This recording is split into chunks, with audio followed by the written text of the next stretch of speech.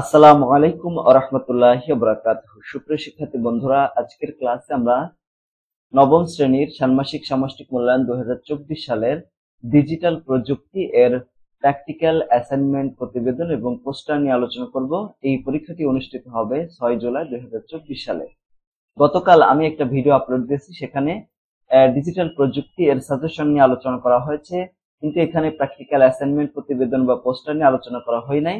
তো আজকের ক্লাসে আমরা এই বিষয়গুলো নিয়ে আলোচনা করব, যেটা সবচেয়ে বেশি ইম্পর্টেন্ট। তোমরা যদি এই দুইটা ভিডিওর আমি যে বিষয়গুলো উল্লেখ করেছি এটা যদি পুরোপুরি করতে পারো, তাহলে 100% ইনশাল্লাহ কমন পাবো তোমরা। ঠিক আছে?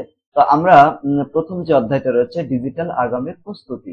তো ডিজিটাল আগামীর প্রস্তুতি থেকে যে অ্যাসাইনমেন্ট গুলা, পোস্টার বা হচ্ছে প্র্যাকটিক্যাল আসতে পারে, সেটা এক নম্বর রয়েছে। দেখো, এক নম্বর অ্যাসাইনমেন্ট হচ্ছে ভয়েস কমান্ড ব্যবহার করে গুগল ডক এর মাধ্যমে একটি বাংলা ডকুমেন্ট তৈরি করো। মানে ভয়েস কমান্ড ব্যবহার করে গুগল ডকস থেকে কিভাবে আমরা বাংলায় লিখতে পারি, মানে এই যে আমরা মুখে বলতেছি না, এই মুখে বলাটাই উপরে লেখা উঠবে। ঠিক আছে? এরকম আমরা অনেক সময় কি করি বলতো, আমরা একজন আরেকজনকে এসএমএস করি। যখন এসএমএস করলে আমরা কিবোর্ডের ওখানে একটা অপশন আমাদের চালু আছে বাংলা, ওখানে আমরা কিছু মুখ দিয়ে বললে সেটা বাংলা লেখা ওঠে। এই কাজটা কিভাবে আমরা কম্পিউটারে করতে পারি, এটা হচ্ছে তোমাদের বইয়ের পৃষ্ঠা 7 থেকে মানে 5 থেকে 7 পর্যন্ত। ঠিক আছে? প্রথমে আমাদের কি করতে হবে, উত্তর রেখে গুগল ড্রাইভ থেকে ডক্স ফাইলে ঢুকতে হবে। ঠিক আছে? ফাইলে ঢুকতে হবে। এরকম দেখো, এখানে দেখতে পাচ্ছ যে এখানে ডক্স ফাইলে ঢুকলে এরকম একটা অপশন আসবে। তো আমরা এখানে কি করব, ব্ল্যাঙ্ক যে অ্যাকাউন্ট আছে এর ভিতরে, মানে ডকুমেন্ট আছে ব্ল্যাঙ্ক ডকুমেন্ট, ওখানে ক্লিক করবো আর কি। ঠিক আছে? এরকম ক্লিক করলে আমরা এরকম একটা অপশন দেখতে পারবো। ঠিক আছে? এই দেখো, এরিয়াল আছে, এরকম তোমারটা এরকম লেখা থাকতে পারে। ঠিক আছে? এখানে আসার পরে এই যে এরিয়াল আছে লেখাটা, এইখানে যদি আমরা ক্লিক করি, তাহলে আমরা এরকম ফ্রন্ট, এরকম লেখা আছে মাই ফ্রন্ট। ঠিক আছে? ফ্রন্টস মাই ফ্রন্টস এরকম লেখা একটা অপশন আসবে। ঠিক আছে? এরপরে আমরা কি করব, নতুন একটি পপ আপ উইন্ডো আসবে। এখানে যে স্ক্রিপ্টস অল স্ক্রিপ্টস এ ক্লিক করলে বেঙ্গলি সিলেক্ট হবে। এখানে যে ওখানে থাকবে একটা স্ক্রিপ্টস অল স্ক্রিপ্টস, এখানে ক্লিক করলে এখানে বাংলা আসবে। বাংলা আসার পরে আমরা ওকে ক্লিক করলে আর একটি নতুন পপ আপ উইন্ডো, যতগুলো বাংলা ফন্ট আছে সবগুলো আসবে, এবং এই সবগুলো ক্লিক করে সিলেক্ট করে নিতে হবে। ঠিক আছে?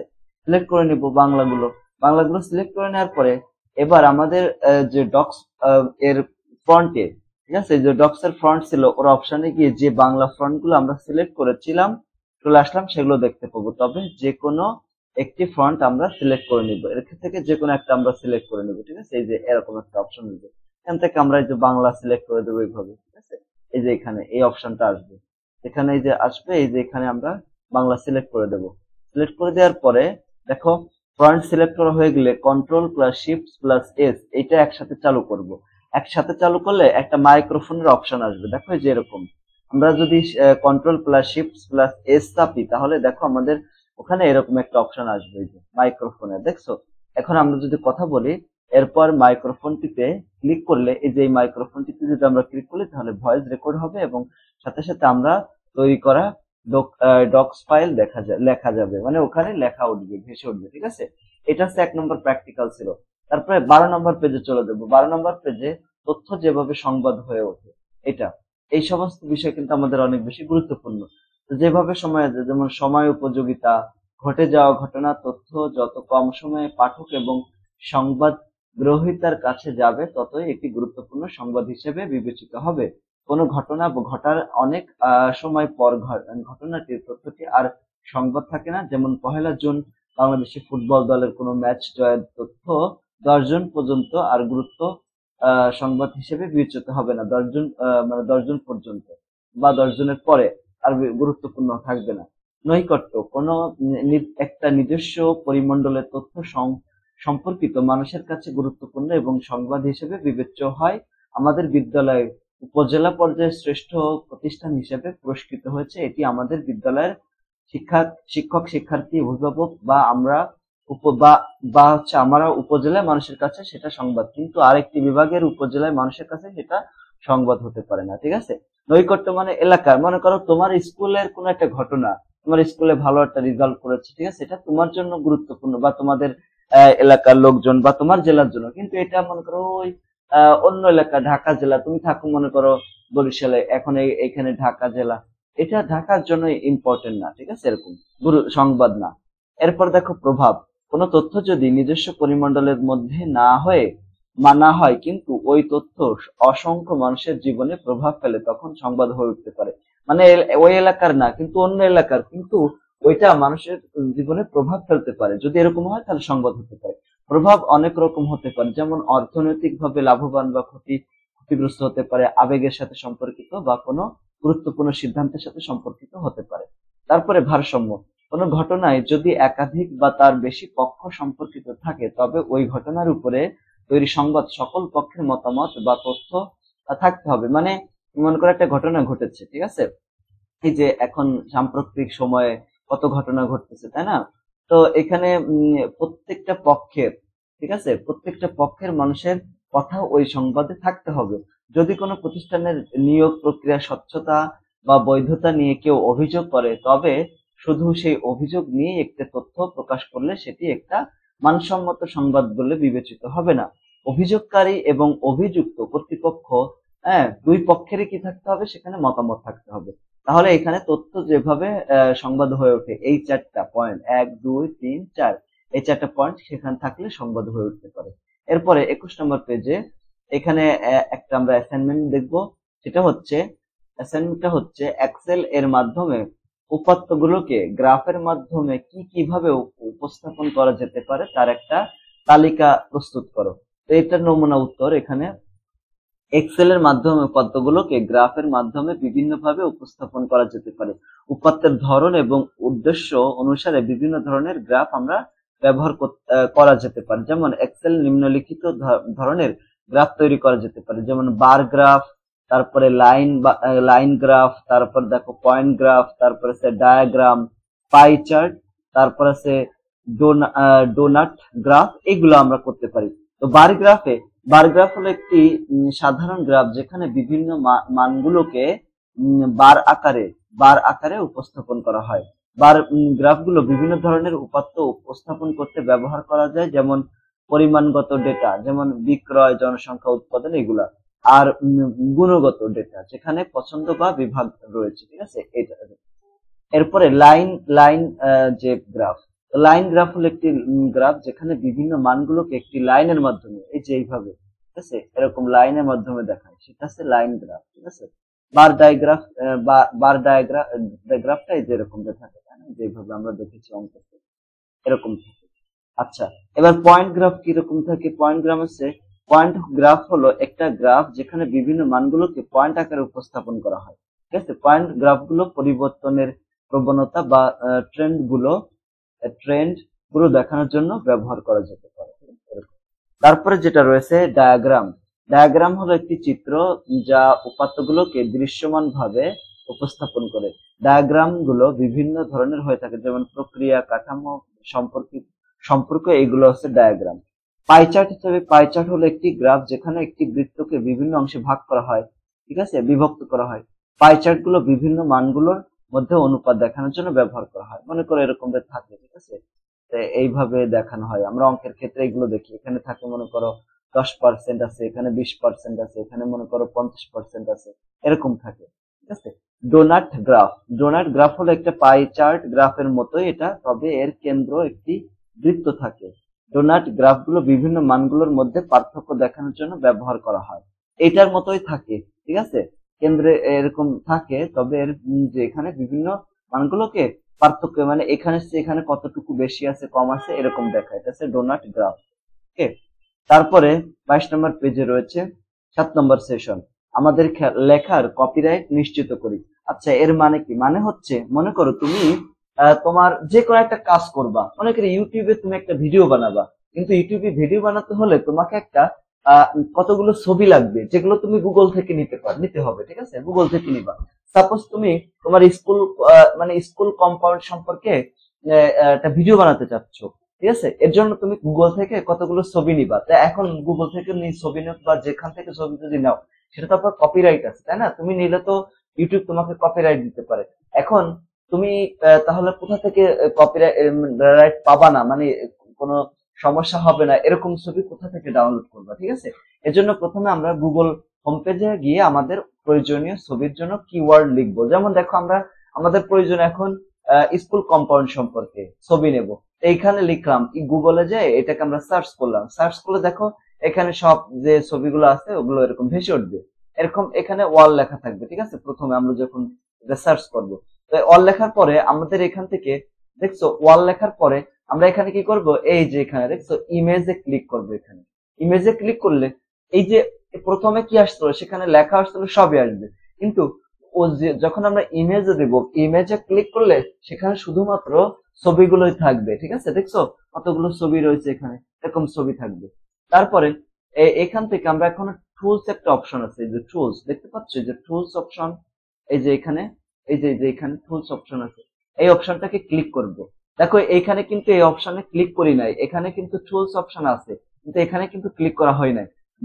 তো যখনই এখানে ক্লিক করেছি তখন দেখো এখানে আরো কয়েকটা বিষয় এসেছে, দেখছো এই যে এরকম সাইজ, কালার, তারপরে use rights, types, any time, এই যেগুলো দেখছো এই উপরে এটা কিন্তু টুলস যখন চাপি নাই তখন কিন্তু এগুলো আসি নাই, একই ছবি থাকবে কিন্তু এখানে দেখো এই যে অপশন গুলো এসেছে।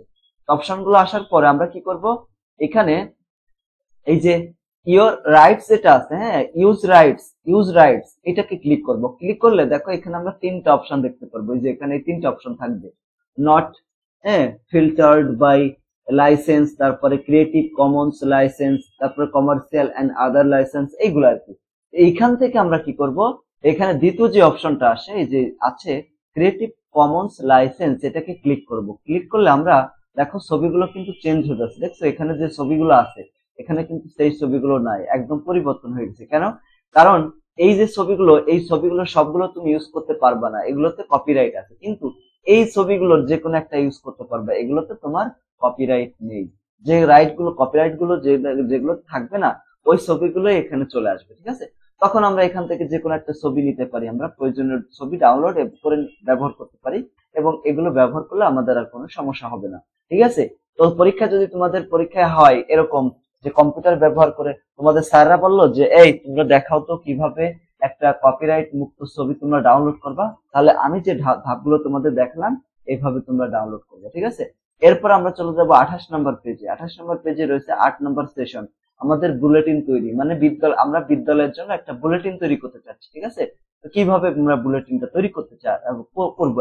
বুলেটিন হচ্ছে আমাদের বিদ্যালয়ের একটা নিজস্ব ওয়েবসাইট থাকবে, ঠিক আছে। সেখানে সবাই সেখানে তার নিজস্ব লেখাগুলো বিদ্যালয় নিয়ে লেখাগুলো সেখানে আপলোড করতে পারবে, ঠিক আছে। বা তোমার স্যাররাও সেখানে আপলোড করতে পারবে, সেখানে তুমি চাইলে তোমার আগামীকালকে কি পড়া সেখানে সেগুলো জিজ্ঞাসা করতে পারো, বা কেউ চাইলে সেগুলোর আপলোড আগে থেকে দিতে পারবে, ঠিক আছে। এরকম তো এখানে নিজেদের মতো ডিজাইন করে আমাদের স্কুল বুলেটিন। তো স্কুলে নিজস্ব ওয়েবসাইট তৈরি করার জন্য দেখো নিজস্ব ওয়েবসাইট বা পোর্টফোলিও তৈরি করার জন্য অনেকগুলো বিনামূল্যে সেবা রয়েছে। তার মধ্যে উল্লেখযোগ্য মানে কতগুলো ওয়েবসাইট আছে, ঠিক আছে। এই ওয়েবসাইট গুলোতে বিনামূল্য ভাবে আমরা আমাদের বিদ্যালয়ের জন্য বুলেটিন তৈরি করতে পারি, ঠিক আছে। এই যে এই ওয়েবসাইট গুলোতে এখান থেকে যে কোনো একটা ওয়েবসাইটে আমরা যেতে পারি, ঠিক আছে। আমরা বহুল পরিচিত গুগল সাইট ব্যবহার করে প্রথমে বিদ্যালয় বুলেটিন সাইট তৈরি করতে পারবো, তারপর নিজেদের জন্য একটা অনলাইন পোর্টফোলিও সাইট তৈরি করব। তাহলে আমরা এখানে গুগল সাইট, এই যে গুগল সাইটটাকে বেছে নিয়েছি, এটা দিয়ে আমরা করবো। তাহলে গুগলে আমরা প্রথমে যাব, ঠিক আছে। গুগল সাইটের ভিতরে গেলে আমরা এরকম একটা অপশন দেখতে পারবো, এই যে ঠিক আছে ব্ল্যাঙ্ক। তো আমরা ব্ল্যাঙ্কে ক্লিক করব, ঠিক আছে। এই যে এরকম পোর্টফোলিও বা ব্ল্যাঙ্ক পেজ দিয়ে আমরা বুলেটিন তৈরির কাজ শুরু করব। আমরা ওখানে যাব, গেলে আমরা একটা খালি পেজ নিয়ে আমরা নিজেদের ইচ্ছা মতো বিদ্যালয়ের ছবি এবং অন্যান্য তথ্য দিয়ে নিজেদের বিদ্যালয়ের বুলেটিন গুছিয়ে রাখবো। শিক্ষক তার ইমেল, আচ্ছা ওখানে ঢুকতে গেলে অবশ্যই ইমেল প্রয়োজন হবে, তো শিক্ষকের ইমেল দিয়ে তোমরা এটা করতে পারো, ঠিক আছে। তোমাদের যদি ইমেল না থাকে, ঠিক আছে, এটা করতে পারো। পরে এইভাবে আমরা এই যে এখানে আমরা আমরা আমাদের পেজের টাইটেল দিতে পারি, আবার বিদ্যালয়ের ছবি এখানে অ্যাড করতে পারি, বা কোনো লেখা যদি এখানে আপলোড করতে চাই সেগুলো এখানে দিতে পারি, ঠিক আছে। এইভাবে নিজেদের বিদ্যালয়ের ছবি এবং অন্য ছবি যোগ করে আমরা এইগুলো কাজগুলো করতে পারি, যে এখানে এইভাবে আমরা ছবিগুলো অ্যাড করতে পারি। এই যে টেক্সট আছে, এখানে ইমেজ রয়েছে, ঠিক আছে। তাছাড়া এখান থেকে আমরা ভিডিও আপলোড করতে পারি, ঠিক আছে। এখানে এই কাজটা হয়ে গেল। কাজটা হয়ে যাওয়ার পরে আমরা 25 নম্বর পেজে আর একটা জিনিস যে রয়েছে 25 নম্বর পৃষ্ঠা, 25 নম্বর এর আলোকে আমরা একটা কাজ করব। দেখো আমরা নিজেদের বিদ্যালয়ের জন্য একটা বুলেটিন তৈরি করেছি। বুলেটিনটিতে আর সবাই তোমরা নিজেদের আর্টিকেল আপলোড করেছো। এই যে আমরা একটু আগে বুলেটিন তৈরি করলাম, বুলেটিন কি তোমাদের জন্য ইতিবাচক দিক উন্মোচন করেছে, সহপাঠীর সাথে আলোচনা করে মতামত দাও। প্রিয় শিক্ষার্থী বন্ধুরা, এই যে তোমাদের বিষয়গুলো দেখাচ্ছি এগুলোই কিন্তু বেশি ইম্পর্টেন্ট, এগুলো কিন্তু পরীক্ষায় হবে এই ধরনের প্রশ্ন। বিদ্যালয় বুলেটিন তৈরি ইতিবাচক যে দিক মানে ভালো যে দিকগুলো আছে, প্রথমত বুলেটিন তৈরির মাধ্যমে আমরা আমাদের বিদ্যালয়ের সৃজনশীলতা বিকাশ করতে পেরেছি। মানে প্রথমে যেটা আমাদের উপকার হয়েছে যে আমরা এখানে একটা নতুন একটা জিনিস শিখেছি, তাহলে একটা সৃজনশীলতার বিকাশ ঘটেছে। আমরা প্রত্যেকেই আমাদের নিজস্ব লেখার দক্ষতা, হ্যাঁ, যে দক্ষতা তারপরে প্রদর্শন করার সুযোগ পেয়েছি। আমরা বিভিন্ন বিষয়ে লেখালেখি করে আমাদের চিন্তা ভাবনা তারপরে দৃষ্টিভঙ্গি প্রকাশ করতে চেষ্টা করেছি। দ্বিতীয়ত কি কাজ করতে পেরেছি, বুলেটিন তৈরির মাধ্যমে আমরা আমাদের তথ্য সংগ্রহ এবং বিশ্লেষণের দক্ষতা উন্নত করতে পেরেছি। আমরা আমাদের আর্টিকেল গুলোর জন্য তথ্য সংগ্রহ করার সময় বিভিন্ন উৎস ব্যবহার করেছি। আমরা তথ্যগুলো সংগ্রহ করার পর সেগুলোর যথার্থতা ও প্রাসঙ্গিকতা যাচাই করেছি। ঠিক আছে। তৃতীয়ত, বুলেটিন তৈরির মাধ্যমে আমরা আমাদের যোগাযোগ দক্ষতা উন্নত করতে পেরেছি। আমরা আমাদের আর্টিকেল গুলোকে এমন ভাবে লিখতে চেষ্টা করেছি যাতে সেগুলো সহজেই বোঝা যায়। আমরা আমাদের লেখার বিভিন্ন শব্দ এবং বাক্যাংশের ব্যবহারের মাধ্যমে আমাদের ভাষা দক্ষতা উন্নত করতে পেরেছি।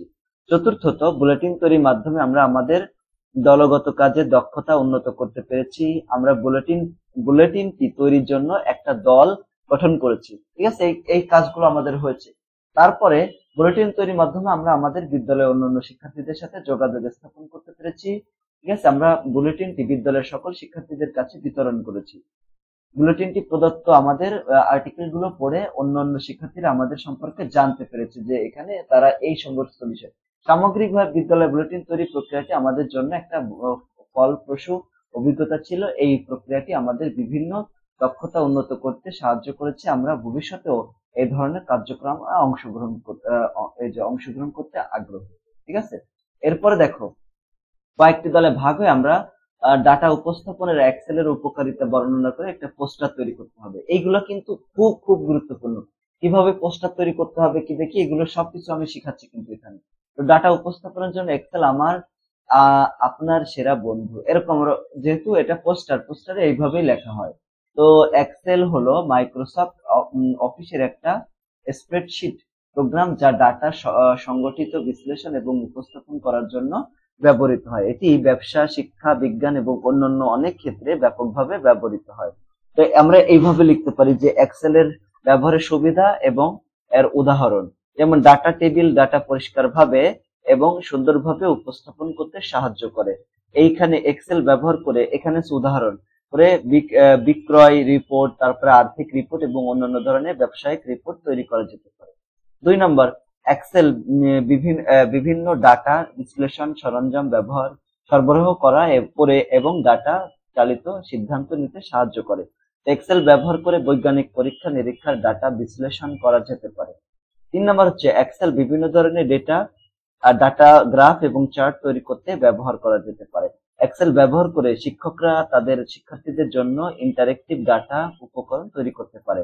তারপরে এক্সেল অন্যদের সাথে ডাটা শেয়ার এবং সহযোগিতা করার জন্য সহজ করে তোলে। এক্সেল ব্যবহার করে প্রতিষ্ঠানের আয়, ব্যয় এবং লাভের ডেটা টেবিল তৈরি করা, আর্থিক অবস্থা বিশ্লেষণ করা এবং বাজেট তৈরি করা যেতে পারে। ঠিক আছে, এটা হবে বাজেট হবে। তো আজই এক্সেল ব্যবহার শুরু করুন এবং ডাটা উপস্থাপনে আপনার দক্ষতা উন্নত করুন। এইভাবে আমরা কি করতে পারি বলো, এখানে আমরা এইভাবে পোস্টার তৈরি করতে পারি। তো পোস্টার তৈরি করা এটা কিন্তু পরীক্ষা আমাদের আসতে পারে। ঠিক আছে, এইভাবে আমাদের প্রথম শিখন অভিজ্ঞতা শেষ হয়ে গেল। এখন শিখন অভিজ্ঞতা 2 নিয়ে আলোচনা করব। সাইবার ঝুঁকি সম্পর্কে জানি, তথ্য নিরাপত্তা নিশ্চিত করি। এই যে এটা, ঠিক আছে। তো এটাই ভিতরে যেগুলো রয়েছে দেখো, পাঠ্য বইয়ের যে পৃষ্ঠা নম্বর 32 আলোকে এটা করতেছি। এখানে 1 নম্বর যে কার্যক্রম, এখানে আমরা কি করব, data interception, DDoS attack, hacking, malware ইত্যাদি সাইবার অপরাধগুলোর বিভিন্ন বৈশিষ্ট্য নিয়ে মানে মাইন্ড ম্যাপ তৈরি করি। মাইন্ড ম্যাপ এইভাবে তৈরি করতে হয়, ঠিক আছে। মাঝখানে একটা ওই মূল বিষয়টা থাকবে সাইবার অপরাধ, তারপরে এখানে বিভিন্ন বিষয় থাকবে এরকম লেখা, যেমন ডাটা ইন্টারসেপশনের মাধ্যমে প্রেরক এবং প্রাপকের মধ্যবর্তী বার্তা চুরি করা। তারপরে 2 নম্বর, তার কিংবা বেতার সংযোগে যোগাযোগ বাধা দেওয়া। তারপরে দেখো এরকম লিখতে পারে ডিডস অ্যাটাকে একটা নির্দিষ্ট ওয়েবসাইটকে অচল করে দেওয়া, ঠিক আছে। হ্যাকিং এর জন্য, হ্যাকিং এর মাধ্যমে ওয়েবসাইট বা কম্পিউটার আংশিক বা সম্পূর্ণ নিয়ন্ত্রণ করা। ভাইরাস ম্যালওয়্যার এর মাধ্যমে কম্পিউটারের ফাইল মুছে দেওয়া এবং ডেটাকে বিকৃত বা করাপ্ট করে দেওয়া এবং সিস্টেমকে ধীরগতি সম্পন্ন করে দেওয়া, সিস্টেমকে অচল করে দেওয়া। এইভাবে আমরা এটা কি করতে পারি, পাঠ্য বইয়ের যে পৃষ্ঠা 32-এর কাজগুলো আমরা করে ফেলতে পারি, ঠিক আছে। তারপরে আরেকটা কাজ, আরেকটা মাইন্ড ম্যাপিং। হ্যাকিং এর বিভিন্ন বৈশিষ্ট্য নিয়ে একটা মাইন্ড ম্যাপ তৈরি করো। এইভাবে দেখো হ্যাকিং এর বিভিন্ন বৈশিষ্ট্য, মাঝখানে থাকবে এটা। মাইন্ড ম্যাপ এইভাবে তৈরি করতে হয় যে হ্যাকিং বিভিন্ন পদ্ধতি ব্যবহার করে করা হয়, যেমন ফিশিং, সোশ্যাল ইঞ্জিনিয়ারিং, ম্যালওয়্যার স্থাপন ইত্যাদি। 2 নম্বর বৈশিষ্ট্য যেটা, হ্যাকাররা মানুষের গোপনীয় তথ্য যেমন ব্যক্তিগত ডেটা, আর্থিক রেকর্ড চুরি করে। তারপরে কৃত্রিম বুদ্ধিমত্তার উন্নতির সাথে হ্যাকাররা বিশ্বাসযোগ্য ডিপ ডিপ ফেক সামগ্রী তৈরি করতে পারে। এটা 3 নম্বর বৈশিষ্ট্য। 4 নম্বর বৈশিষ্ট্য হচ্ছে হ্যাকাররা পাসওয়ার্ড হ্যাকিং হ্যাকিং হবে হ্যাকিং কৌশল ব্যবহার করে, ক্র্যাকিং ঠিক আছে, ক্র্যাকিং ব্যবহার করে কি করে, কৌশল ব্যবহার করতে পারে, যেমন ব্রুট ফোর্স অ্যাটাক এটা করতে পারে। 5 নম্বর বৈশিষ্ট্য হচ্ছে হ্যাকিং এর উদ্দেশ্য হলো আর্থিক লাভ, সাইবার যুদ্ধ, নেটওয়ার্ককে বিফল করা, এরকম। 6 নম্বর যে বৈশিষ্ট্য হচ্ছে হ্যাকাররা কোনো সিস্টেমকে অচল করার জন্য ওয়ার্ম, তারপরে ট্রেজান এর মতো ম্যালওয়্যারের বিকাশ বা স্থাপন করতে পারে। তারপরে 7 নম্বর হচ্ছে হ্যাকাররা কোনো সিস্টেমের দুর্বলতাকে কাজে লাগাতে এই যে ম্যাপ, তারপরে কিউ নলেজার এর মতো অত্যাধুনিক টুলস ব্যবহার করে। 8 নম্বর হচ্ছে হ্যাকাররা প্রায় অ্যাক্সেসের জন্য কম্পিউটার সিস্টেম, নেটওয়ার্ক বা সফটওয়্যার দুর্বলতাগুলো অনুসন্ধান করে। এইভাবে আমরা মাইন্ড ম্যাপ তৈরি করতে পারি। পরীক্ষা যদি মাইন্ড ম্যাপ সম্পর্কে আসে তাই এইভাবে আমরা তৈরি করবো। এরপর 34 নম্বর পেজ, ডিজিটাল মাধ্যমে ফেক নিউজ রোধ করতে যে পদক্ষেপ নেওয়া যেতে পারে তার একটা তালিকা তৈরি করো। তো এখানে ফেক নিউজ যেভাবে উৎস পরীক্ষা করতে হবে, মানে সোশ্যাল মিডিয়া ভুল খবর, ভুয়া খবর শেয়ার প্রতিরোধ করার জন্য পদক্ষেপগুলো কি করতে হবে, মধ্যে একটা ভালো তথ্যের উৎস পরীক্ষা করতে হবে, উৎস সম্পর্কে সতর্ক হওয়া উচিত এবং এটি শেয়ার করার আগে আরো কিছু গবেষণা করতে হবে, ঠিক আছে। এইভাবে তারপরে এখানে ফ্যাক্ট চেক করা যেতে পারে, যেমন তথ্য যাচাই করতে বা কোনো মিথ্যা বা বিভ্রান্তিকর তথ্য শনাক্ত করতে সাহায্য করতে ফ্যাক্ট চেকিং করা যায়। একাধিক উৎসের সাথে ক্রস চেক করে, মানে অনেকগুলো ওয়েবসাইট বা অনেকগুলো টিভিতে, মনে করো তুমি একটা সংবাদ দেখেছো, অনেকগুলো টিভিতে একই রকম সংবাদ আসে না, আলাদা আলাদা, তাহলে একাধিক উৎসের সাথে ক্রস চেক হয়ে গেল। ফেক নিউজ রিপোর্ট, মানে যদি ভুয়া খবর দেখতে পাওয়া যায় তাহলে সংশ্লিষ্ট সোশ্যাল মিডিয়া বা প্ল্যাটফর্ম বা ওয়েবসাইটে রিপোর্ট করা হয়। অন্যদের সতর্ক করা, ফেক নিউজের বিপদ সম্পর্কে অন্যদের সচেতন করতে হবে। খবর গ্রহণ এবং শেয়ার করার ক্ষেত্রে পরিবার, বন্ধুদের বা অন্যদের সতর্ক করা এবং দায়িত্বশীল হতে উৎসাহিত করা হয়, ঠিক আছে। এরপরে আমরা একটা প্র্যাকটিক্যালে চলে যাচ্ছি, ঠিক আছে। এই প্র্যাকটিক্যালের মাধ্যমে আমরা জিমেইলে কিভাবে 2 ফ্যাক্টর অথেন্টিকেশন, হ্যাঁ, 2FA চালু করা যায় গুগলের ক্ষেত্রে। আমরা এটা গুগলে করতেছি। তুমি যদি ফেসবুকে করতে চাও, ফেসবুকে কিন্তু একটু আলাদা, এটা গুগলে করতেছি, গুগলে আলাদা। তো প্রথমে আমরা কি করব, একটা ব্রাউজারে address bar sign in Google অ্যাকাউন্টে ক্লিক করব। আমরা প্রথমে গুগলে সাইন করে নেব, ঠিক আছে। প্রথমে আমরা গুগলের ভিতরে যাব, যার পরে এখানে কি করব, এই যে এখানে অপশন থাকে, এখানে আমরা সাইন গুগল অ্যাকাউন্টস এরকম লিখবো। লেখার পরে আমরা এরকম অপশন দেখতে পারবো, যে এটা, ঠিক আছে। আমরা সেখানে সাইন ইন করব, ঠিক আছে। তো সাইন ইন অপশন যেটা আছে সেখানে ক্লিক করলে এরকম থাকবে, জিমেইল অ্যাকাউন্ট দিতে বলবে। তো আমাদের এখানে আমাদের নিজেদের জিমেইল অ্যাকাউন্ট এখানে দিয়ে দেবো। দিয়ে দেওয়ার পরে এখানে মানে এখানে যে নেক্সট অপশনে ক্লিক করলে এখানে এখানে পাসওয়ার্ডের একটা অপশন আসবে, পাসওয়ার্ড আমরা সঠিকভাবে পূরণ করে নেক্সট অপশনে ক্লিক করব। নেক্সট অপশনে ক্লিক করার পরে জিমেইল অ্যাকাউন্টে প্রবেশের পর ম্যানেজ নামক একটা অপশন রয়েছে, ঠিক আছে। ম্যানেজ ইওর গুগল অ্যাকাউন্ট লেখাটি আসবে, এই যে এরকম ম্যানেজ ইওর গুগল অ্যাকাউন্ট এরকম অপশন আসবে, ওখানে ওখানে আমরা ক্লিক করব। ঠিক আছে, ওখানে আমরা ক্লিক করলে সিকিউরিটি এক অপশন আসবে, এই যে এখানে সিকিউরিটি অপশন আছে, ওই সিকিউরিটি অপশনটাকে ক্লিক করব। তো এরপরে how you sign into Google এর প্রথম অপশন টু স্টেপ ভেরিফিকেশন লেখা জায়গাটিতে আমরা ক্লিক করব, এই যে এরকম। এরপর আমরা গেট স্টার্টেড লেখাটিকে ক্লিক করে পরবর্তীতে ধাপে যাব। তাহলে দেখো এখানে আমরা ওই যে ওখানে মানে টু স্টেপ ভেরিফিকেশন যেখানে আছে ওখানে আমরা ক্লিক করব। ক্লিক করলে আমাদেরকে এরকম একটা জায়গায় নিয়ে যাবে। ঠিক আছে, গেট স্টার্টেড লেখাটি ক্লিক করার পরে এই পেজে প্রবেশ করে দেখবো এটি মোবাইল নাম্বার সেট করা অপশন থাকবে। তো পরিবারের অথবা শিক্ষকের মোবাইল নাম্বার এখানে আমরা দিয়ে দেবো, নিজেদের পরিবারের নাম্বার এখানে দিয়ে দেবো। দেওয়ার পরে তোমাকে how do you want to get codes, মানে তুমি কিভাবে কোডটা পেতে চাও। কেউ যদি তোমার মনে করো তুমি ছাড়া তোমার গুগল অ্যাকাউন্ট যদি অন্যকে ইউজ করতে যায়, এরকম লগ ইন করতে যায়, তাহলে তোমার কাছে একটা অপশন মেসেজ আসবে। ঠিক আছে, আবার কলও আসতে পারে। এখন তুমি যদি এই অপশন এখানে মেসেজ অপশনটা ক্লিক করে নাও, তাহলে তোমাকে মেসেজ করে এসএমএসটা পাঠাবে।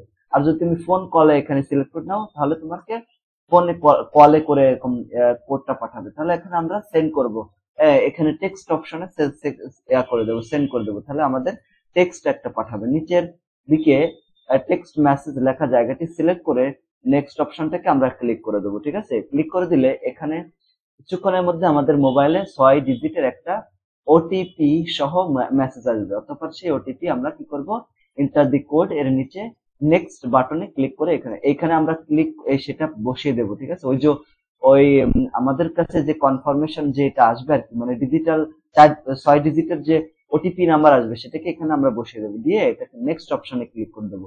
নেক্সট অপশনে ক্লিক করে দিলে টার্ন অন, এরপর আমাদের স্ক্রিনে আসা পেজটিতে টার্ন অন লেখাটিকে আমরা ক্লিক করার মাধ্যমে জিমেইল এর টু স্টেপ যে ভেরিফিকেশন সেটা চালু করে দেবো। তাহলে দেখো এখানে একটা সবুজ রঙের টিক চিহ্ন আসবে। ঠিক আছে, তাহলে আমরা বুঝবো যে এই যে এখানে টার্ন অন যেটা সেটাকে আমরা ক্লিক করে দেবো। ক্লিক করলে এরকম একটা অপশন আসবে। ঠিক আছে, এইভাবে আমরা টু স্টেপ ভেরিফিকেশন চালু করতে পারি। ঠিক আছে, তারপর আমরা 52 নম্বর পেজে চলে গেলাম।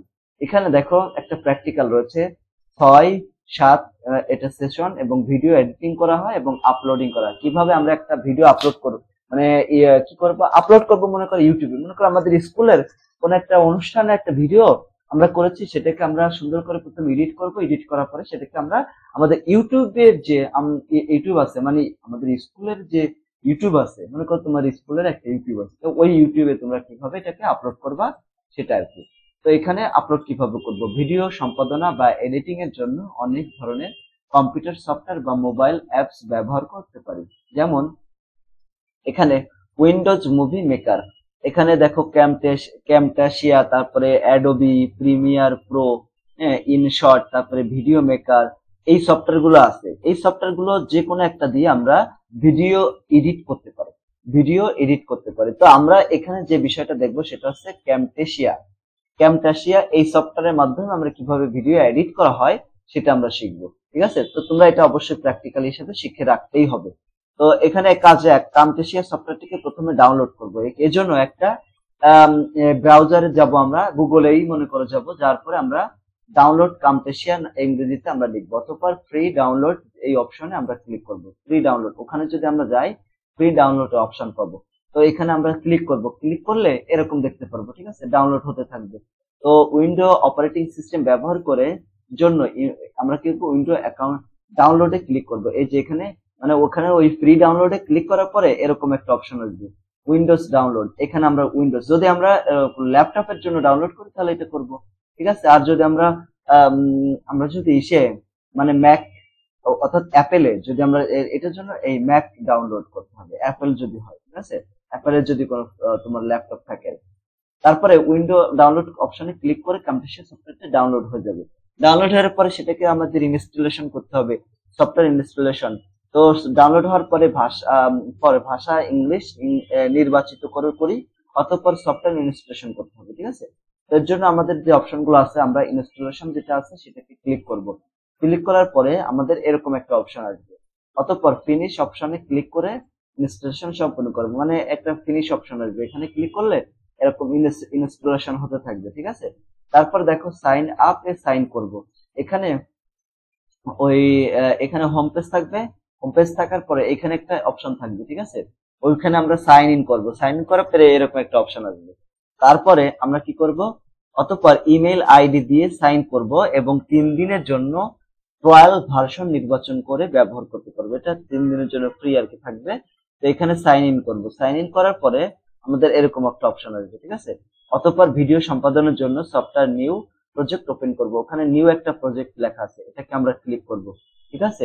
এরকম ক্লিক করার পরে আমরা একটা ভিডিও আমরা ওর ভিতরে দেবো। মনে করো পূর্বে ধারণকৃত নাটকের ভিডিও ফাইলগুলো আমরা যদি কম্পিউটারে একটা কম্পিউটার নিয়ে একটি ফোল্ডারে রাখবো, অতঃপর সফটওয়্যারে ইম্পোর্ট মিডিয়াতে এখানে ইম্পোর্ট মিডিয়া আছে, ঠিক আছে। ওই ইম্পোর্ট যে মিডিয়া আছে ওটাকে ক্লিক করলে তোমাকে ওইখানে নিয়ে যাবে, মানে তোমার যেখানে ইয়ে আছে আর কি ফাইলগুলো। আমরা একটা কম্পিউটার নিয়ে একটা কি করবো, ইম্পোর্ট মিডিয়াতে ক্লিক করি, অতঃপর ভিডিও ফাইলগুলো মিডিয়া বিন অংশে নিয়ে আসে। এই যে এই মিডিয়া বিন আছে এখানে লেখা, ঠিক আছে। এই জায়গায় আমরা ওই ভিডিওগুলো দেখতে পারবো। তো ফাইলগুলোকে মিডিয়া বিন অংশে হতে টেনে টাইম লাইনে নিয়ে আসবো। ওখান থেকে টেনে আমরা এই টাইম লাইনে এই জায়গায় নিয়ে আসবো, ঠিক আছে। এই যে এখান থেকে টান দিয়ে এখানে নিয়ে আসবো। নিয়ে আসার পরে আমরা কি করব, এরপরে এরপরে আমরা এখান থেকে এডিট করব, বিভিন্ন কাজ বাজ আমরা এখান থেকে করতে পারি। এরপর আমরা কি করব, এখন অডিও এবং ভিডিও এডিট করব। তো এবার শব্দ সম্পাদনের জন্য, মানে যদি আমরা সাউন্ড রেকর্ড করতে এডিট করতে চাই, তাহলে আমাদের কি করতে হবে, ওই অডিও যে অংশটা আছে, ঠিক আছে, এখানে একটা অডিও অংশ পাবো। এই যে এখানে এই অডিও অংশটাতে আমরা ক্লিক করব, ঠিক আছে। অডিও অংশ ক্লিক করার পরে আমরা এরকম একটা অপশন দেখতে পারবো যে শব্দ সম্পাদনা বা অডিও মানে এডিট। তো আমরা চাইলে ভিডিও থেকে শব্দ বাদ দিতে পারি, অর্থাৎ অডিও ভিডিও আলাদা করতে পারি। তুমি যদি চাও একদম পুরো ভিডিও থেকে অডিও আলাদা হয়ে যাবে, দেখছো এরকম এখানে ভিডিও ছিল, এখান থেকে অডিওটা এরকম আলাদা হয়ে যাচ্ছে, পৃথক হয়ে যাচ্ছে, ঠিক আছে।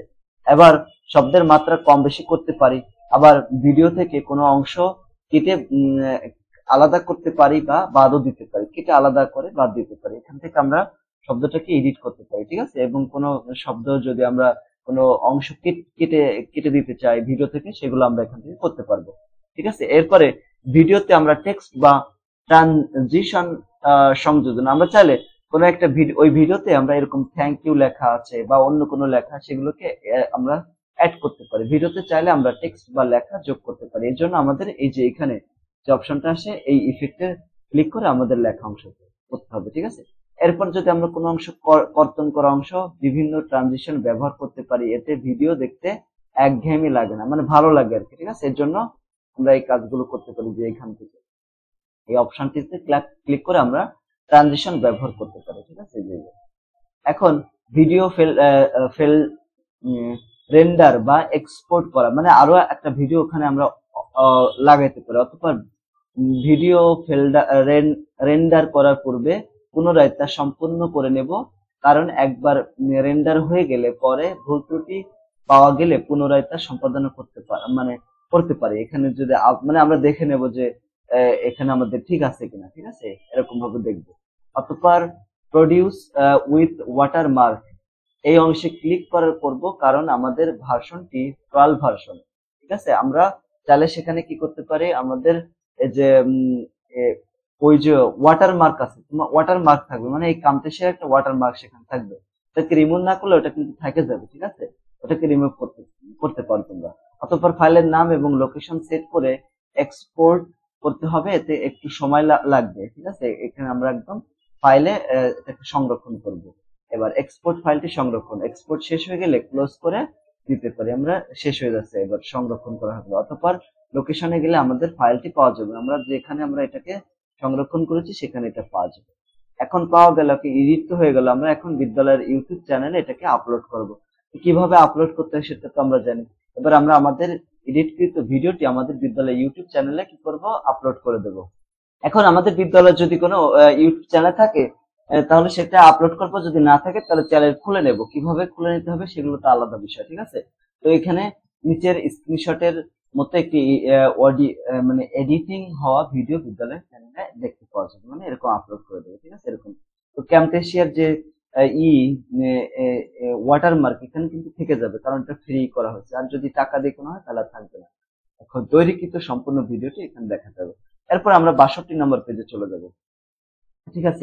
এই 62 নম্বর পেজ মানে সেশন 9-10 সাইবার অপরাধ প্রতিরোধে করণীয় সম্পর্কে সচেতনতা একটা ইনফোগ্রাফ তৈরি করব। ইনফোগ্রাফ তো ইনফোগ্রাফটা জিনিসটা কি? ইনফোগ্রাফটা হচ্ছে কোনো কিছু একটা উপস্থাপন করবা, তা কিভাবে উপস্থাপন করবা সেই যে বিষয়গুলো নির্ধারণ করাই হচ্ছে ইনফোগ্রাফ। একটা ইনফোগ্রাফ তৈরি করার সময় যে বিষয়গুলো আমাদেরকে খেয়াল রাখতে হবে, একটি কাগজ মানে একটি কাগজে শুরুতে একটি ডিজাইন করে নিব, ঠিক আছে, আকর্ষণীয় টাইটেল এবং লেখাগুলো নির্ধারণ করব। দেখো ইনফোগ্রাফ কিন্তু আমরা কম্পিউটারতে তৈরি করতে পারি, আম, আমরা চাইলে ইনফোগ্রাফ এমনি আমাদের পোস্টার পেপারের মাধ্যমে তৈরি করতে পারি। সফটওয়্যারে একটি আকর্ষণীয় টেমপ্লেট ব্যবহার করব। রঙের ব্যবহার এবং লেখার ফন্ট যেন খুব সুন্দর বা খুব বেশি পরিবর্তন না হয় সেদিকে খেয়াল রাখতে হবে। খুবই গুরুত্বপূর্ণ তথ্যগুলো অবশ্যই আনতে হবে। আইডিয়া সম্পর্কিত খুবই সাধারণ কিছু ছবি এবং আইকন ব্যবহার করা যেতে পারে। প্রয়োজনে একাধিক পেজে তৈরি করা যেতে পারে, ঠিক আছে। এখন আমরা কি করব দেখো, ইনফোগ্রাফ তৈরি করার জন্য আমরা বিভিন্ন ধরনের সফটওয়্যার রয়েছে। এই যে এখানে দেখো, এই যে এই সফটওয়্যার গুলো আমরা ইউজ করতে পারি। পিকটোচার্ট, তারপরে যে স্ন্যাপপা, ঠিক আছে, এই সব এখান থেকে যে কোনো আমরা একটা সফটওয়্যার ডাউনলোড করে নেবো, ঠিক আছে।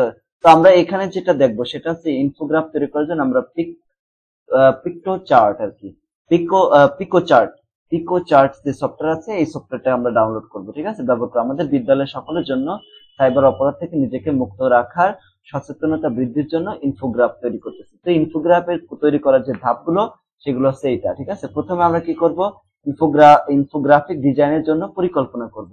আমরা এবার একটা সাদা কাগজে আমাদের ইনফোগ্রাফিকের ডিজাইন কেমন হবে তার একটা পরিকল্পনা করব। প্রথমে আমরা আমাদের ইনফোগ্রাফির জন্য একটা টাইটেল বা শিরোনাম নির্ধারণ করব। অতঃপর আমাদের ইনফোগ্রাফটিতে যেসব লেখা এবং ছবি থাকবে তা লিখে রাখবো। আবার টাইটেল লেখা বা ছবির উপস্থাপনা কেমন হবে তা নির্ধারণ করে ডিজাইনটা এঁকে ফেলবো। একে করে আমাদের পরবর্তী অনেক সুবিধা হবে। এই কাজটা আমরা কম্পিউটার দেন না, আমরা নিজেদের হাতে করব এটা, ঠিক আছে, মানে আমাদের নিজের হাতে ম্যানুয়ালি করব। তারপর আমরা পিক টো চার্ট পিক টো চার্ট যে সফটওয়্যার সেটাকে ওপেন করব এবং টেমপ্লেট পরিচিত করব। শুরুতে আমরা একটা ইন্টারনেট ব্রাউজার মানে গুগল ক্রোম বা ওপেন করব, ঠিক আছে। অ্যাড্রেস বারে পিকচার্ট লিখে সার্চ করব, ঠিক আছে। উদাহরণস্বরূপ আমরা এটাকে লিখবো, লিখলে এরকম একটা বিষয় দেখতে পারবো। যে আমরা যদি ইউটিউবে যে সার্চ দিই আমরা এরকম দেখতে পারবো। তখন আমাদের কি করব, সাইন ইন করতে হবে যে এখানে, ঠিক আছে। এরপর সাইন আপ যে লেখাটিতে ক্লিক করে একটা জিমেল অ্যাকাউন্ট দিয়ে আমাদের সাইন আপ করে নিতে হবে। কার যদি জিমেল অ্যাকাউন্ট না থাকে তবে আগে একটা জিমেল অ্যাকাউন্ট করে নিতে হবে, অথবা তুমি চাইলে তোমার শিক্ষকের জিমেল ব্যবহার করতে পারো, ঠিক আছে। তো এটা এখানে ইনফোগ্রাফিক্স লেখা জায়গাটিতে এখানে ওই সাইন আপ করার পরে আমরা এর ভিতর মানে আমরা ভিতরে হোম পেজে যাব। হোম পেজে গেলে ইনফোগ্রাফিক্স লেখাটি জায়গাটিতে ক্লিক করব, মানে একটা লেখা দেখতে পারবো যে ইনফোগ্রাফিক্স লেখা আছে। তো এখানে দেওয়া সকল টেমপ্লেট আমরা এক নজরে দেখে নেব। উদাহরণস্বরূপ এখানে ইনফোগ্রাফিক্স অংশে কিছু টেমপ্লেটের একটা স্ক্রিনশট দেওয়া হচ্ছে। এই যে এরকম আমরা ওখানে যদি ঢুকি তাহলে দেখো এইরকম দেখতে পারবো যে ইনফোগ্রাফিক্স যেখানে আছে লেখা ওখানে ক্লিক করলে আমরা এই বিষয়গুলো দেখতে পারবো, ঠিক আছে। এই যে এরকম, এই যে এখানে ইউজ যে ব্ল্যাঙ্ক টেমপ্লেট, তাহলে তুমি ব্ল্যাঙ্ক টেমপ্লেট ব্যবহার করতে পারো, অথবা এই সমস্ত টেমপ্লেট অলরেডি তৈরি করা আছে তুমি চাইলে এগুলো ব্যবহার করতে পারো, ঠিক আছে। তো আমরা যেহেতু নতুন তৈরি করতেছি এজন্য আমরা কি করবো, স্টার্ট ফ্রম ব্ল্যাঙ্ক যে টেমপ্লেট সেখানে আমরা ক্লিক করব, নিচের স্ক্রিনশটের মতো দেখতে পারবো। এরকম যদি আমরা ওইখানে দেখছো এই যে এখানে এই যে ব্ল্যাঙ্ক যে টেমপ্লেট আছে এটাকে যদি আমরা ক্লিক করি তাহলে আমরা এরকম একটা ছবি দেখতে পারবো। তো এরকম ছবি দেখলে এখান থেকে দেখছো এখানে আমাদের কাজগুলো মূলত করতে হবে। তো এবার আমরা কি করব, আমরা এই পেজে দেওয়া বিভিন্ন উপকরণ যা একটা ইনফোগ্রাফ তৈরি করতে ব্যবহার করা হয় তা বিচরণ করে তার ভিতরে ঢুকে দেখবো। আমরা পেজটির নাম বাম দিকের উপরের কোনায় দেওয়া বিভিন্ন উপাদান, দেখো পেজটির বাম দিকের উপরের কোনায়, ঠিক আছে, বাম দিকের উপরে কোনায় মানে এই যে এইদিকে, ঠিক আছে, এইদিকে বিভিন্ন বিষয় আমরা দেখতে পারবো। যে বাম দিক এবং উপরে কোনায় বিভিন্ন অংশ ওখানে লেখা দেখতে পারবো, ঠিক আছে। যেমন এই যে সমস্ত আছে আইকন, ইনস্টলেশন, 3D ফটো, সে অংশগুলো দেখে একটা করে উপাদান নিয়ে সাদা পেজটিতে ইনসার্ট করার অনুশীলন করব। চিত্র যেমন এটা দেওয়া আছে, ঠিক আছে, এই যে নিচে দেখছো ওখানে যদি আমরা ক্লিক করি, ক্লিক করলে এখানে যে অংশগুলো আসবে আমরা চাইলে এখান থেকে ক্লিক করলে এখানে একটা অংশ এখানে চলে আসবে। এরকম মনে করো যে এটা মরিচের মতো যেটা আছে এটা আমরা ক্লিক করলাম, তো এই অংশটা চলে আসলো। তুমি চাইলে এখানে এইখানে আরো ইনস্টলেশন যে অংশটা আসে, ঠিক আছে, ইলাস্ট্রেশন, ওটা চাপলে এখান থেকে আরো ছবি আসবে। তারপরে এখানে 3D যে অপশন রয়েছে, 3D অপশন চাপলে এখানে 3D ছবি আসবে, ঠিক আছে, এরকম আসবে। তো ওখান থেকে আমাদের প্রয়োজনীয় যে আইকন গুলো সেগুলো আমরা সিলেক্ট করে নিয়ে নেব, ঠিক আছে। এরপরে যদি আমরা ফটো সিলেক্ট করি, ফটো অপশন আছে, ওখান থেকে ছবি আমরা এখান থেকে দিতে পারবো। ঠিক আছে, যেগুলো আমাদের প্রয়োজন সেগুলো এখানে কাজ করে নেব। এরপরে আমরা এই কাজগুলো তো বুঝলাম। এখন নিজ ইনফোগ্রাফিক ছবি সংগ্রহ এবং টেমপ্লেট কাজ আমরা কিভাবে এখন এই আমাদের মূল কাজগুলো করব। এর জন্য এবার আমরা কি করব, আমাদের নিজ পরিকল্পনা অনুযায়ী কোনো ছবি ব্যবহার করা দরকার সেগুলো আমরা কি করব, গুগল ইমেজ থেকে ডাউনলোড করে নিজ কম্পিউটারে সংগ্রহ করে রাখবো, আগে থেকে আমরা সংগ্রহ করে রাখবো। এরপরে পিকটো চার্ট এর একটু আগে কাজ করা স্ক্রিনের বাম দিকে দেওয়া মাই ফাইলে কাজ ক্লিক করতে হবে। ঠিক আছে, ওখানে এই যে মাই মাই ফাইল, একটু আগে আমরা এখানে কাজ করতেছিলাম না, যে এই জায়গা এখন এখান থেকে আমরা মাই ফাইল, এই যে এখানে দেখছো মাই ফাইল, এই অপশনটা ক্লিক করব। ক্লিক করলে আমরা এরকম একটা অপশন দেখতে পারবো, এই যে এটার মধ্যে মাই ফাইলে ক্লিক করার সাথে সাথে এরকম মাই আপলোডস আর মাই লাইব্রেরি এরকম। ঠিক আছে, আর এখানে ব্রাউজ ফাইলস, এখানে আমরা ব্রাউজ ফাইলস ক্লিক করব।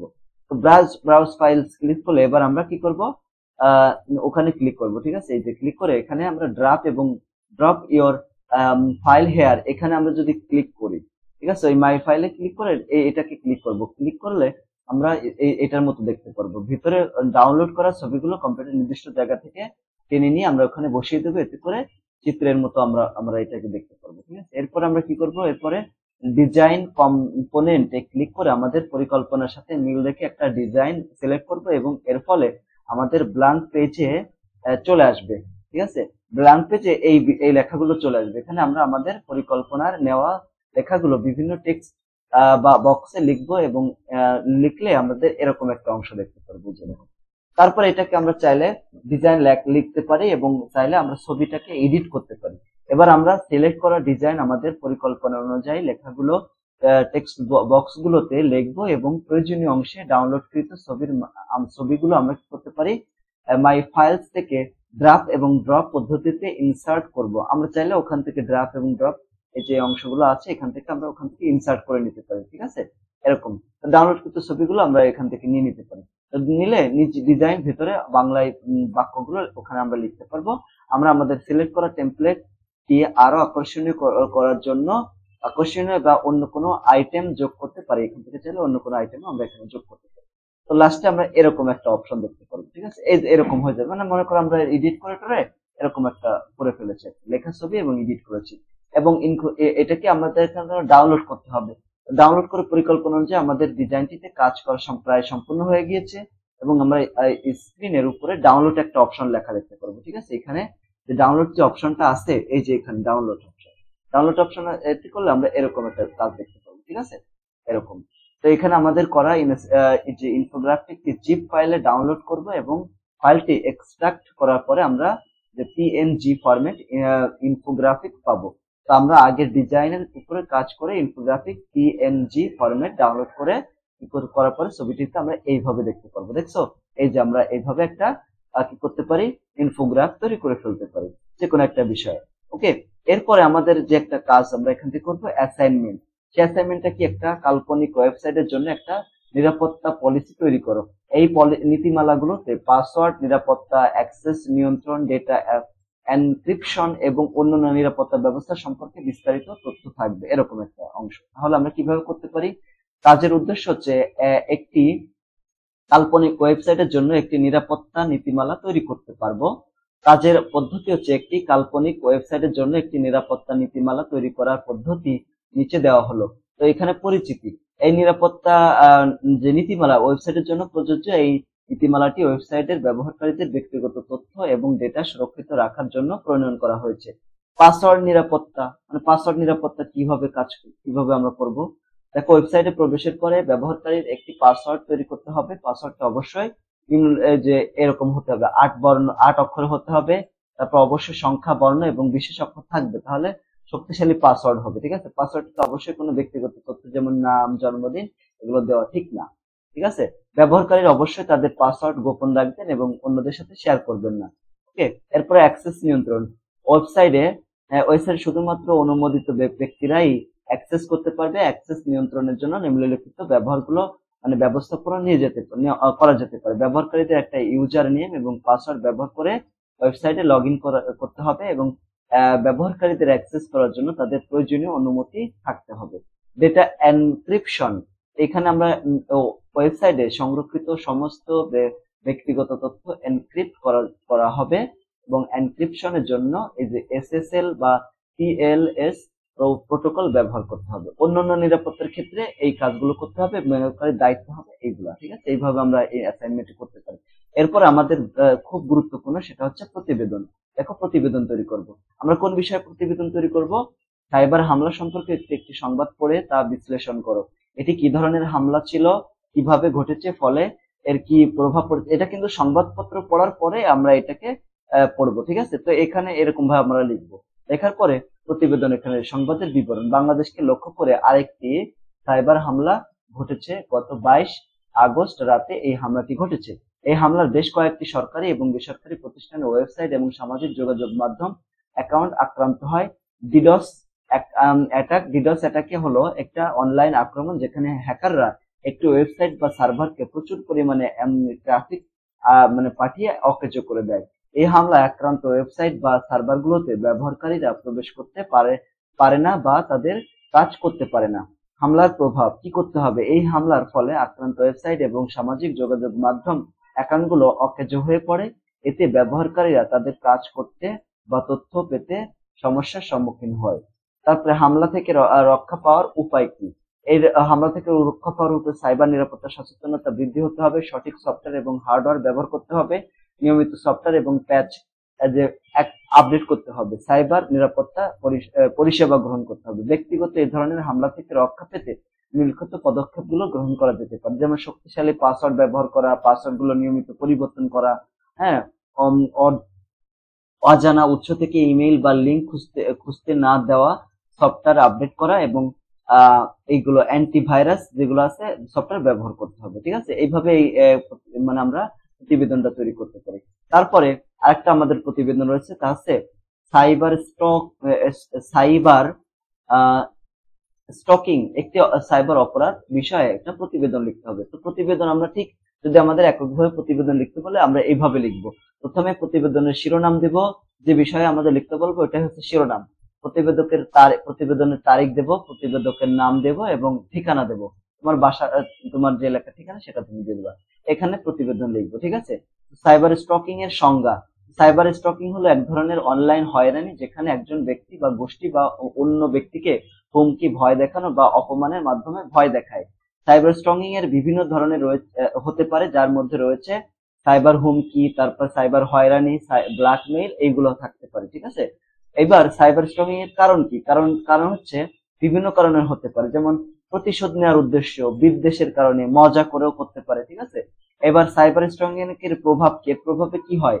মানুষ ভয় পেতে পারে, তারপরে লজ্জা, হতাশা এবং শারীরিক সমস্যা হতে পারে। সাইবার স্টকিং থেকে রক্ষা পেতে কি করতে হবে? অনলাইনে আপনার ব্যক্তিগত তথ্য প্রকাশ করা যাবে না। আপনার সোশ্যাল মিডিয়া অ্যাকাউন্টগুলো সুরক্ষিত রাখতে হবে। অচেনা ব্যক্তির সাথে অনলাইন যোগাযোগ এড়িয়ে চলতে হবে। আপনি যদি স্টকিং এর শিকার হন তবে তাদের সাহায্যের জন্য যোগাযোগ করতে হবে এবং সুপারিশ করতে হবে। স্টকিং মানে সাইবার স্টকিং একটা গুরুতর সাইবার অপরাধ। সাইবার স্টকিং থেকে রক্ষা পেতে আমাদের জনসাধারণের মধ্যে সচেতনতা বৃদ্ধি করা জরুরি।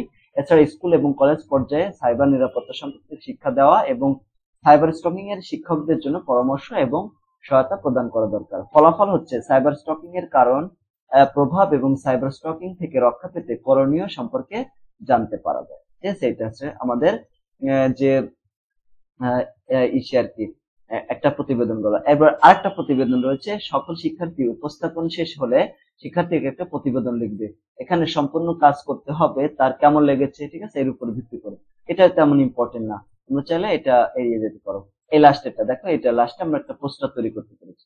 পোস্টার তৈরি, সোশ্যাল মিডিয়া প্রোফাইল হ্যাকিং সম্পর্কে কি কি ভ্রান্ত ধারণা আছে, সোশ্যাল মিডিয়া প্রোফাইল হ্যাকিং এর প্রতিরোধের উপায় কি কি, তা দিয়ে একটা আমরা পোস্টার তৈরি করব, দলগত কাজ করব, ঠিক আছে, এইভাবে। তো আমরা চাইলে এই পোস্টারটা এইভাবে তৈরি করতে পারি। সোশ্যাল মিডিয়া প্রোফাইল হ্যাকিং প্রতিরোধের উপায়: দুর্বল পাসওয়ার্ড ব্যবহার না করা, সন্দেহজনক লিঙ্কে এড়িয়ে চলা, সোশ্যাল মিডিয়ার জন্য আলাদা ইমেল ব্যবহার করা, নির্দিষ্ট সময় পর পাসওয়ার্ড পরিবর্তন করতে হবে, 2 স্টেপ ভেরিফিকেশন সচল রাখতে হবে, অ্যাকাউন্ট অ্যাক্টিভ খেয়াল রাখা, তারপরে ফ্রি ওয়াইফাই ব্যবহার সতর্ক হওয়া এবং যত্রতত্র লগ ইন করা থেকে বিরত থাকতে হবে। পোস্টারটি আমরা কি করব, শিক্ষকের অনুমতি নিয়ে স্কুলের বিভিন্ন জায়গায় লাগিয়ে দিব, এতে স্কুলের শিক্ষার্থীরা সচেতন হবে, ফলে উপস্থাপনটি মজার এবং কার্যকর হবে। তো প্রিয় শিক্ষার্থী বন্ধুরা, এই ছিল তোমাদের ডিজিটাল প্রযুক্তি এর নমুনা, যে অ্যাসাইনমেন্ট, পোস্টার, প্র্যাকটিক্যাল, ঠিক আছে, এবং প্রতিবেদন।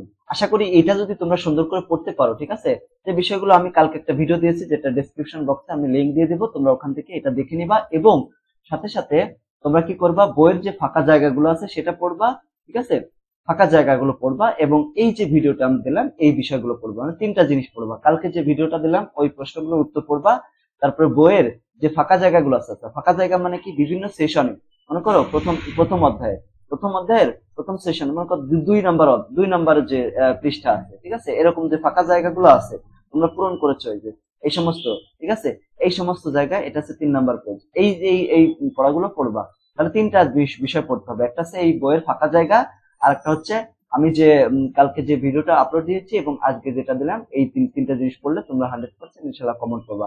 আর তাছাড়া এটা তোমরা পড়বা 5 তারিখ বিকাল পর্যন্ত। এরপরে আমি তোমাদের প্রশ্নপত্র যখন যদি আমরা পাই সেগুলো সমাধান দিয়ে দেবো। সকলকে ধন্যবাদ। আসসালামু আলাইকুম রহমতুল্লাহি ওয়া বারাকাতুহু।